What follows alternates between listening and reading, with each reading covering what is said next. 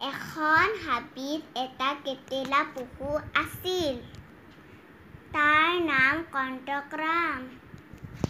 এবাৰ তাৰ মাক আৰু দেউতাকৰ বৰ অসুখ হ'ল। তেওঁলোকে তাক ফল-মূল আনি দিব নোৱাৰা হ'ল।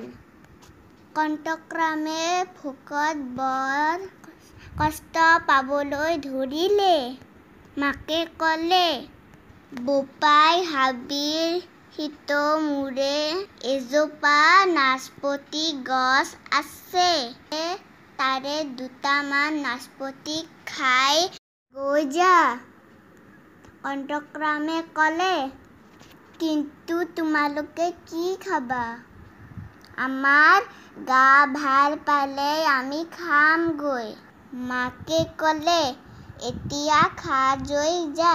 কণ্টকৰামৰ বৰ দুখ লাগিল। মাক-দেউতাকে তাক সদায় খুৱায়।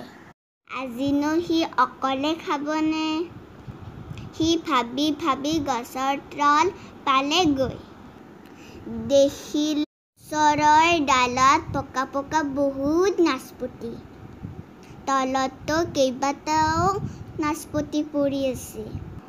সি ভাবিলে, এটা বাৰু সি নিজে খাব, এটা দেউতাকলৈ মুখত লৈ যাব।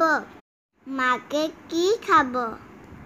হঠাৎ তাৰ মনত এটা বুদ্ধি খেলালে। সি পৰি থকা নাচপতিবোৰ গোটাই এঠাইত থোপ খোৱালে। তাৰ পিছত তাৰ কাঁইটবোৰ থিয়কৈ ল'লে।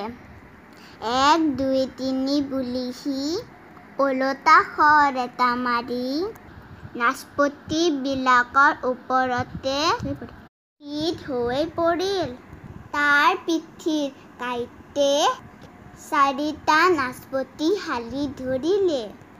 পিঠিত নাচপতিবোৰ লৈ কেকো-জেকোকৈ সি ঘৰ পালেগৈ। মাক-দেউতাক আৰু সি নাচপতিবোৰ ভগাই খালে। মাকে ক'লে, "কণ্টকৰামৰ কাঁইটহে কোমল, বুদ্ধিটো হ'লে বৰ চোকা।"